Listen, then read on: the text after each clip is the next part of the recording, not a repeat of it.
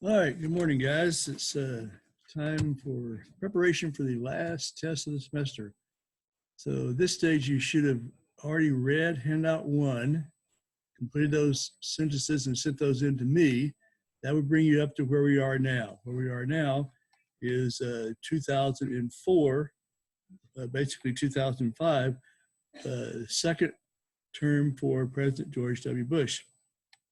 And so we'll do the second term of George W. Bush and the 2 terms of President Obama. That's what's on this video. That's what will be your last test.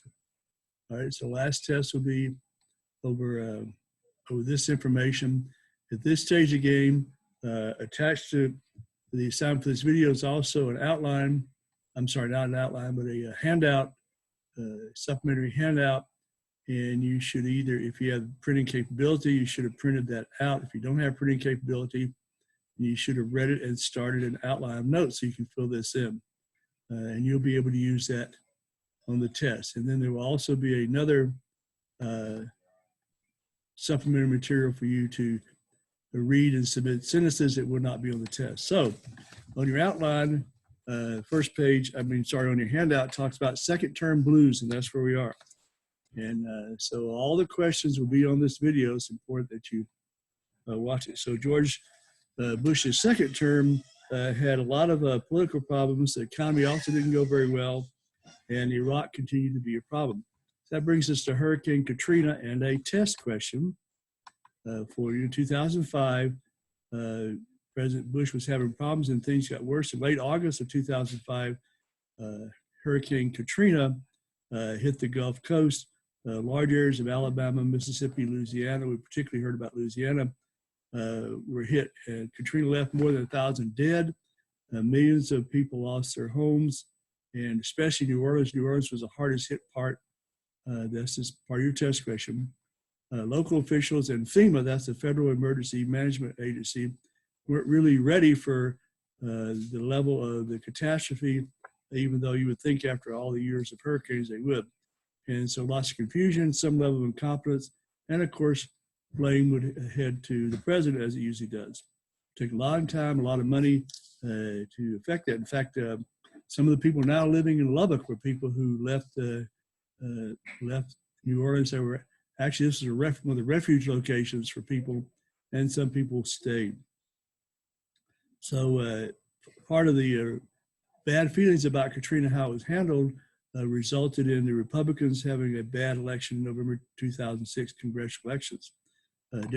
Democrats capitalized on the public disapproval of Bush and were able to win control of the House of Representatives and the Senate, and also take over the majority of the governorships and state legislators in the country. Kind of the same kind of thing that could happen now with the coronavirus.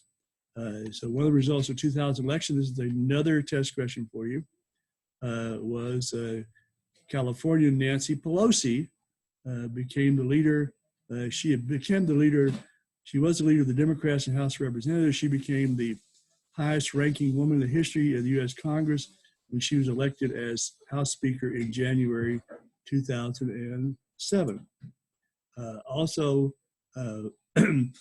President Bush was continuing to deal with the war. Here's a picture for Katrina. President Bush also had not only problems because of Katrina, but also the mounting casualties in Iraq are starting to create problems for him too. Some people argue that what we needed to do was a phased withdrawal. President Bush disagreed with that. But on January 10th, 2007, he announced that he was sending a surge of 20,000, would eventually be about 30,000 more troops to Iraq, which would bring the total up to about 170,000. Militarily speaking, the surge actually worked. By the fall of 2008, there was a significant decline in the level of violence in Iraq, and the Iraqi government was gaining more stability and becoming more politically acceptable to the people in Iraq. By 2008, though, more than 26% of Americans thought the war had been a mistake. All right, then there was also economic. There's a picture of Nancy Pelosi a long time ago. She doesn't look that way now. All right, economic shock. on your outline, on your handout there. There'd been a little recession in 2001, and basically things went really well. But so between 1997 and 2006, home prices in the United States rose 85%, which resulted in people getting carried away with financing themselves into big time debt, and mortgages growing too. The housing bubble burst in 2007, and home values began to go down, sales began to go down, and fundamentally there'll be trillions of dollars lost in the housing industry, and primarily because of people defaulting on their mortgage payments. People were buying $500,000 houses, that they really couldn't afford. And so the economy was pushed into a deep recession in 2008. What it started as a decline in home prices became a global economic meltdown. Here's your next test question. In early October, this is 2008, stock markets around the world began to crash, and that was the onset of what came to be known as the Great Recession. Technically, that lasted from December 2007 to January 2009. Nearly 9 million people were forced out of work. You've heard some discussion of the Great Recession now because of the economic issues with coronavirus. All right, that brings us to the 2008 election. And another test question. Since George Bush had reached an unpopular status in our country, Democrats got excited. They recognized that here was a chance that they might be able to win the White House back in 2008. The early front runner for the nomination was New York Senator Hillary Rodham Clinton, ex-President Bill Clinton's wife. There's your test question, probably a matching question.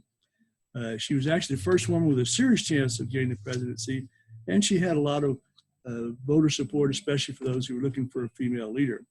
In the end, however, she was overconfident, and it was upset in the Democratic primaries and caucuses by Barack Obama, a first-term senator from Illinois, not very well known at that time. Obama was an inspiring speaker, and he had promised a politics of hope. And so here's your next test question. So he mounted an innovative, at that time, an internet-based campaign directed at grassroots voters, donors, and volunteers. So the concept of using the internet as a primary source of the campaign, that was a new idea. And a test question for you. By June of 2008, he got enough delegates to get the nomination, and he chose Senator Joseph Biden of Delaware as his running mate. You guys should know those names. He was the first African-American presidential nominee for either party, biracial son of a white mother from Kansas and a black father from Kenya, who left the household, returned to Africa when Barack was a little kid. Obama and his strategists were able to basically push the idea that he was young and inexperienced, but he was young and powerful, basically strong. They were able to use that as a campaign when people were unhappy with the way things were. His Republican candidate was 72-year-old Arizona Senator John McCain, the oldest presidential candidate in history at that time. Obviously, records are made to be broken as they are now. Senator John McCain chose as his running mate Sarah Palin, the governor of Alaska. So he had the A states here. On November 4, 2008, Obama became the first person of color to be elected president. He was also able to help the Democrats get solid majorities in both houses of Congress. All right, here's two more test questions coming up for you. There's the Clinton campaign and the Obama win. And there's the slide that should be on your handout. All right, so here's two more test questions, okay? With his, shortly after he won, Obama took a bipartisan approach to choose his cabinet members. He have actually appointed Hillary Clinton Secretary of State, so that's probably matching. Hillary Clinton was appointed Secretary of State, and he kept Republican Robert Gates on as Secretary of Defense. There's another matching question for you. And he chose a retired General James Jones, who had actually campaigned for McCain as his National Security Advisor, and Eric Holder was appointed as the nation's first African-American Attorney General. All right, that brings us to Obama's first term, which is on your slide here. basically, when Obama and his people took over, they inherited two unpopular wars, and he's still dealing with the the Great Recession, the worst economic situation in 80 years. He obviously needed to, biggest priority was to make sure the Great Recession didn't stay around forever and become a prolonged depression like before.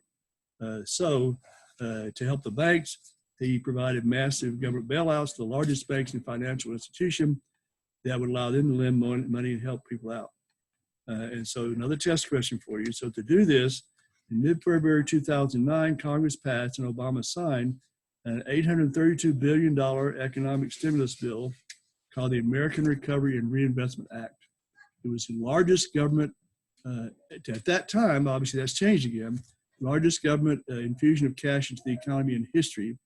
And it worked, okay? It did save the nation and the world from a financial meltdown. All right, that brings us to healthcare reform. Obviously, he had to deal with the economy, but his top legislative priority was the healthcare program, federal health insurance program, which had been an issue for decades and decades. From the first day of office, Obama promised that that was his focus. In 2010, somewhere around 50 million Americans, roughly 60% of the population, had no health insurance.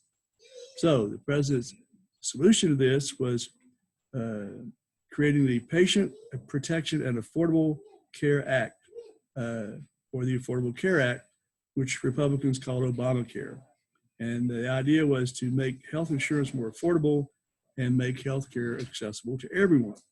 The law cost $940 billion, proposed in 2009. It was debated for about a year.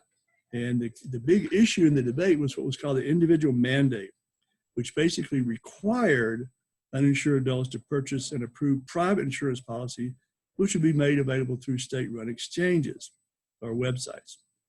Or if they didn't do that, then they would pay a tax penalty. And that's what really created lots of issues. It was the first time in history that people had been told to spend money on a private provider, a private vendor, or suffer penalty otherwise. So under the Obamacare, lower-income Americans would get federal subsidies to help pay for their coverage. And also a big thing was insurance companies would no longer be allowed to deny coverage based on pre-existing illnesses. If employers did not offer health insurance, they'd have to pay higher taxes, and drug companies and manufacturers of medical devices would have to pay annual government fees.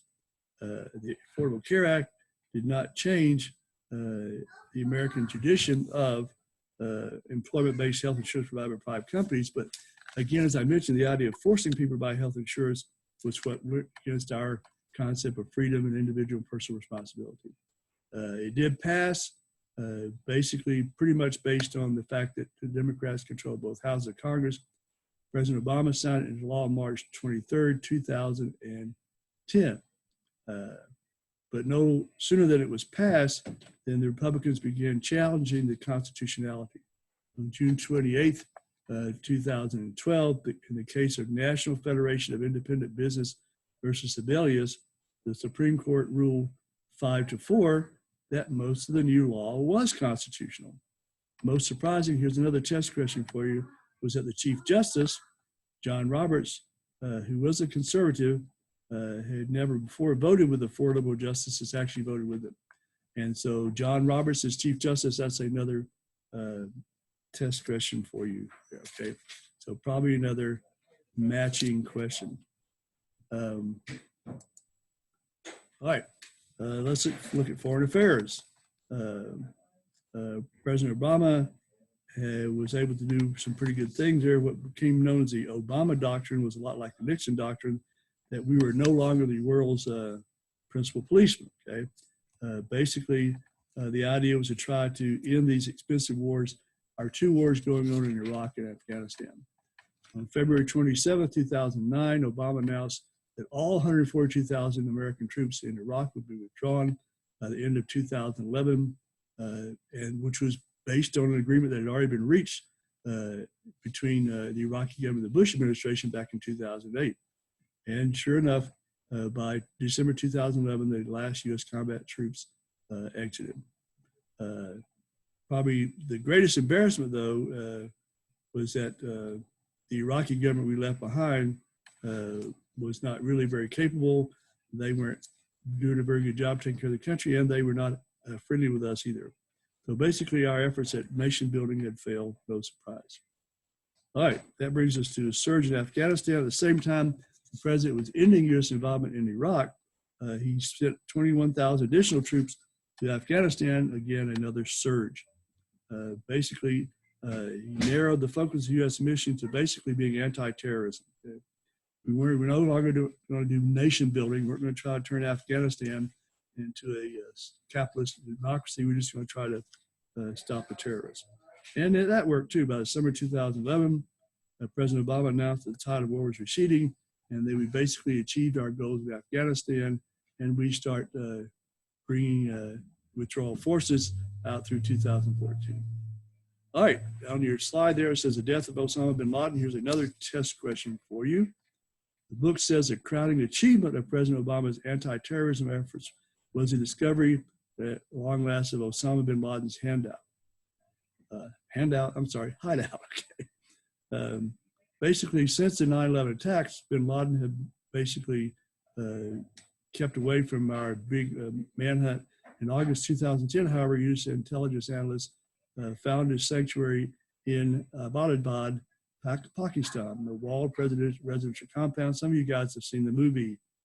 On May 1st, 2011, the president authorized a night raid by U.S. Navy SEAL team flying out of Afghanistan helicopters.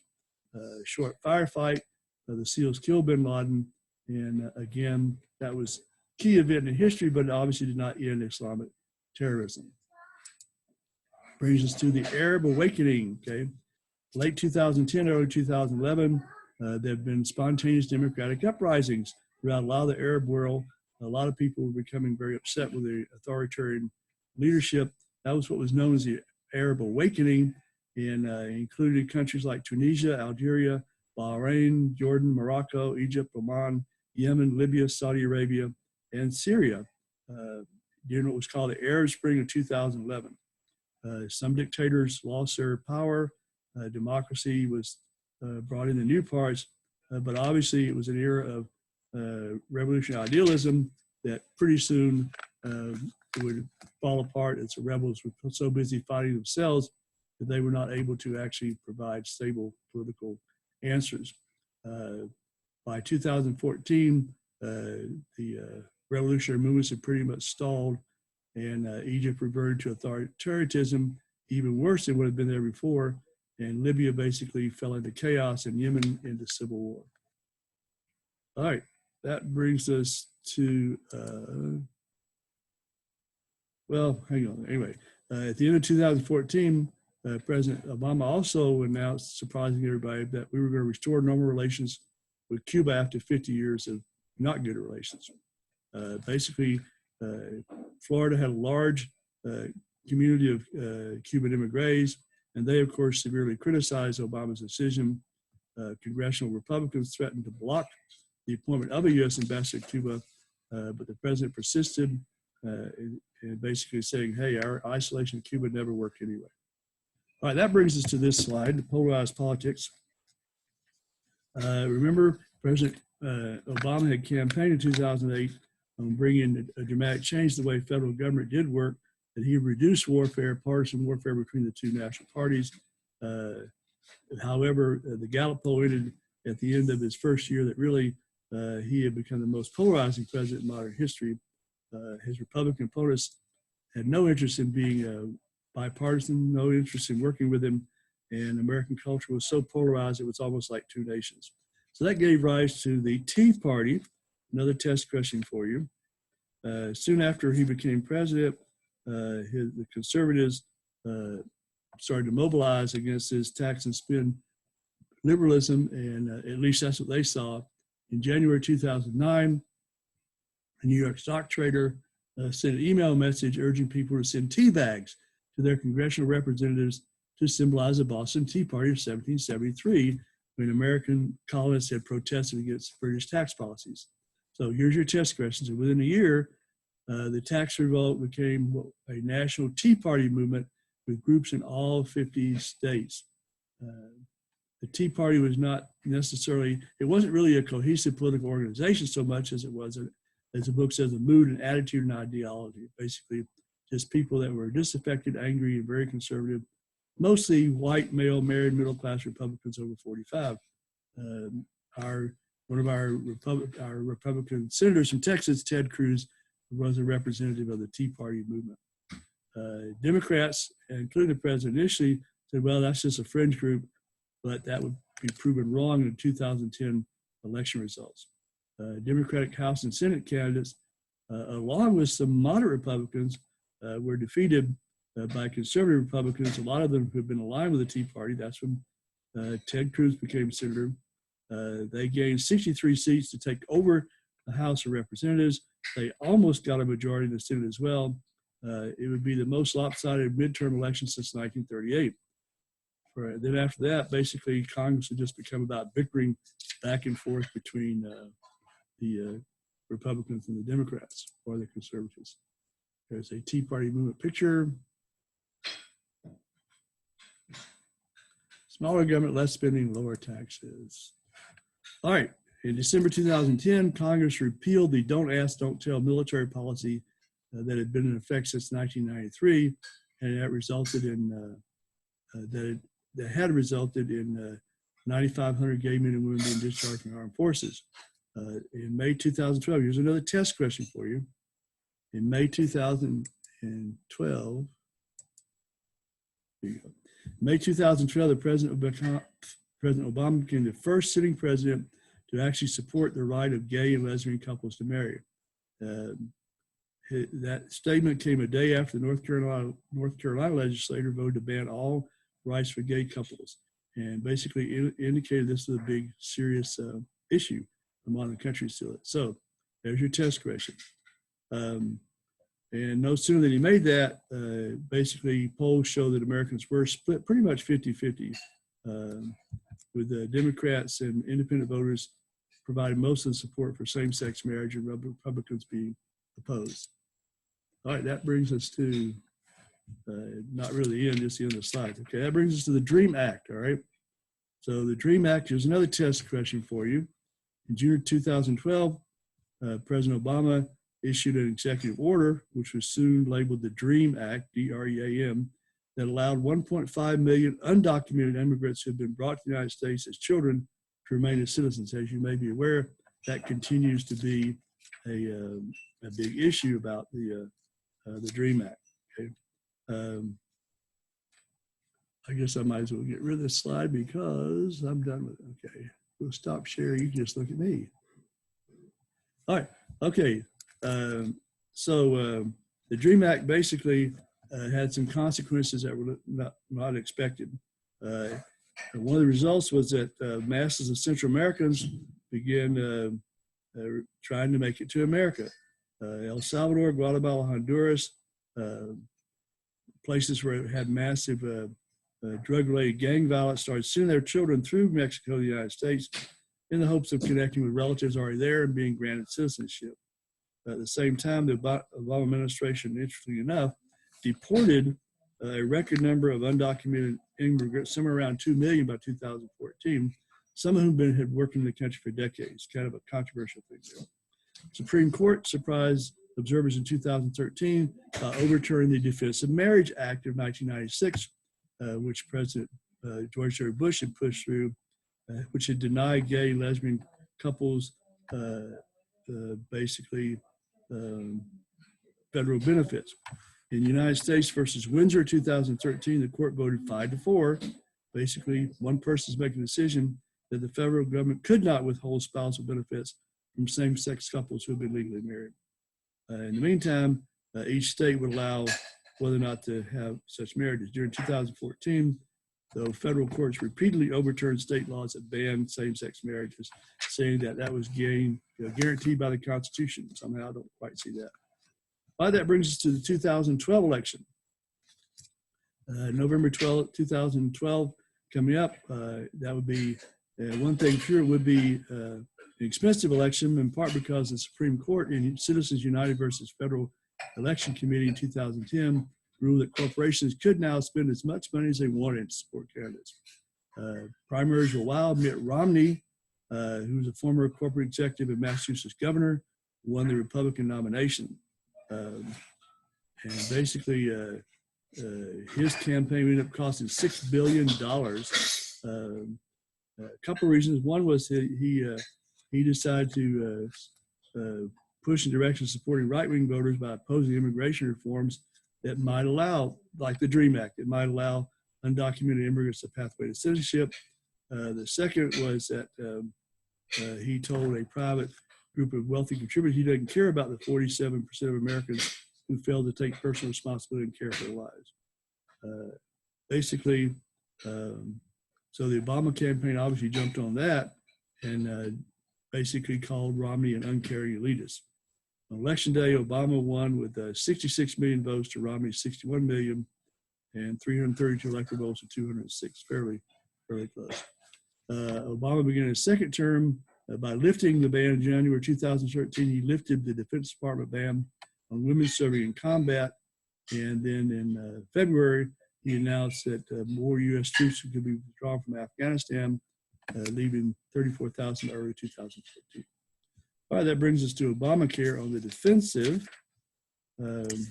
Basically, that was President Obama's proudest achievement was the Affordable Care Act, but obviously it was very massive, the implementation was complicated, but it took actually 4 years before it was ready to roll out. In the fall of 2013, the Federal Online Health Insurance Exchange, which is where people would find their insurance policy, opened, but Obama had said it's going to be really simple. It turned out to be not. On October 1st, millions tried to sign up. Only 6 people out of millions succeeded. Okay, and also it was evident by then that the president had been misled by some of his people about what was going on. A lot of people actually had their policies canceled by insurers, which wasn't supposed to happen. In the winter of 2013-2014, the Republican-led House of Representatives tried and failed a number of times to overturn the Affordable Care Act. One time they passed a budget that would have taken all the funding from Obamacare, but the president refused to sign the bill. Federal government shut down, 800,000 employees shut down when the budget expired on September 30th for 16 days. Only essential federal agencies were working, cost the government $2 billion. But the Republicans' strategy did not work. Eventually, the website for Affordable Care Act was fixed. By August 2014, more than 9 million people had signed up for health insurance. All right, that brings us to, on your outline, it says, or your handout, it says 12-240, new global challenges in age of insecurity. Okay, and a couple more test questions for you. All right, in 2013, this is the first health test question, multiple choice. The United States held its first high-level talks with Iran since 1979. In 1979, you might remember, was when the Iranian militants took the U.S. embassy hostage in Tehran. On November 23rd, here's your next test question. Secretary of State John Kerry, well, the test question is matching John Kerry with Secretary of State. November 23rd, he reached an agreement with Iran where they would cut back supposedly on their nuclear development program for 6 months and try to so we could work out some type of agreement to not develop nuclear weapons. At the same time, there was a bloody civil war going on in Syria. Over 150,000 people had died, and that was becoming an international issue. In 2013, American intelligence analysts estimated or confirmed that the Syrian government, whose ruler was Bashar al-Assad, had actually used chemical weapons on August 21st to kill 1,400 people, including lots of children. President Obama warned the Syrians that the repeated use of weapons of mass destruction was a red line that would trigger military intervention. On September 9th, Secretary of State John Kerry signed an agreement with Russia that would get rid of Syria's chemical weapons and brought things to a close. By the end of October, all the chemical weapons stockpiles had been destroyed or dismantled but that didn't stop the Civil War, which is still going on today. All right, that brings us to Ukraine. While the civil war is going on in Syria, there's also a civil uprising going on in Ukraine, which is a former Soviet republic. 46 million people, was known as a breadbasket. Was important to the old Soviet Union. Basically, the Russian president, here's your next test question, another matching. Russian President Vladimir Putin, you guys have all heard of Putin, had tried economic and political pressure on the different republics since the Soviet Union had fallen. February 27th, Putin sent troops into the Crimea, which is part of Ukraine along the Black Sea, which the Russians had long claimed because that was their only water access that couldn't be frozen anywhere, and so that was important to them. The United States and the European Union refused to recognize the legitimacy of the annexation of Crimea, and they announced economic sanctions against Russia, promising to help Ukraine. A vote of 100 to 11, the United States General Assembly opposed the annexation. April 2014, pro-Russian separatists, a lot of whom really were probably Russian soldiers and agents, declared a People's Republic and called for secession. And then things got even hotter when a Malaysian passenger jet flying across Ukraine was shot down by Russian-made rockets in July 2014. All 298 people on board were killed, and the United States and its allies put more sanctions on Russia, but Putin didn't show any indications that that was going to go away.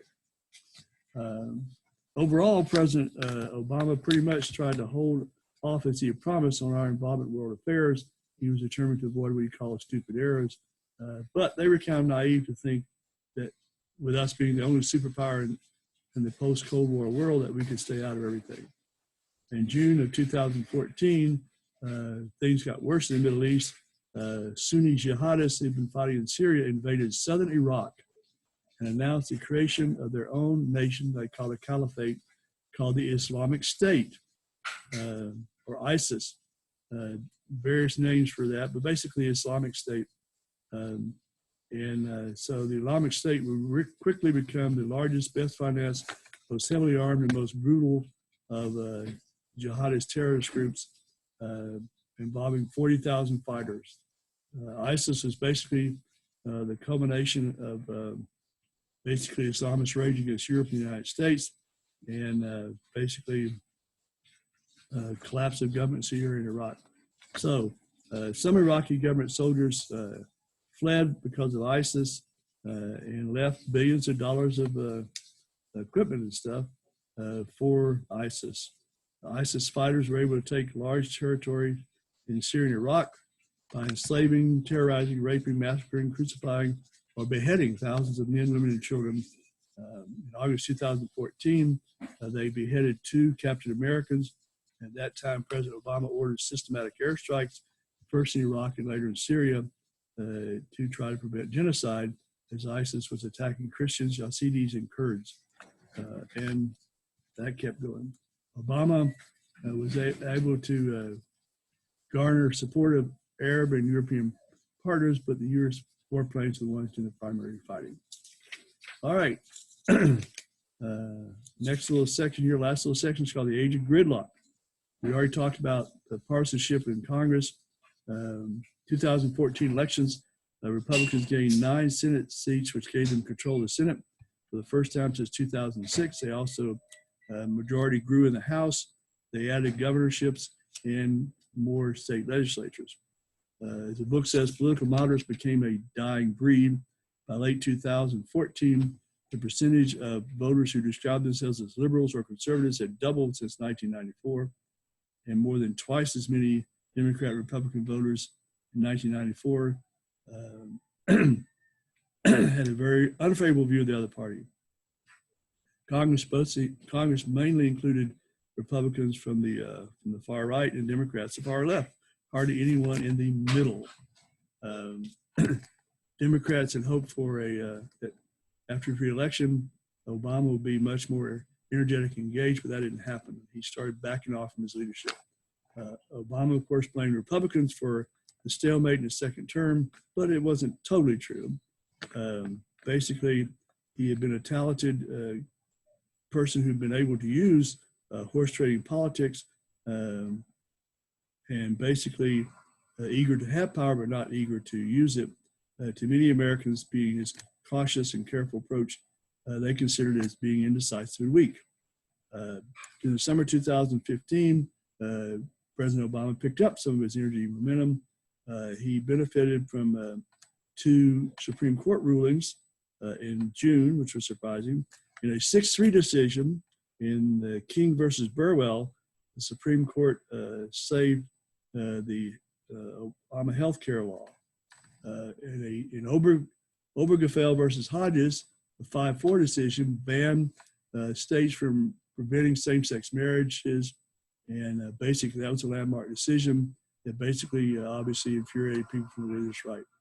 Supreme Court's affirmation of same-sex marriage reflected basically, as you know, basically public attitude during the 21st century has become where people are just favorable with that. So that's fine, that's your thing, do your thing.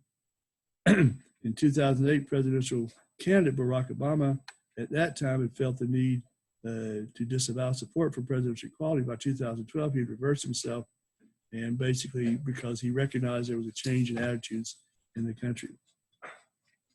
President Obama, who was the nation's first African-American president, had also appointed 2 women to the U.S. Supreme Court, including the first Latina justice.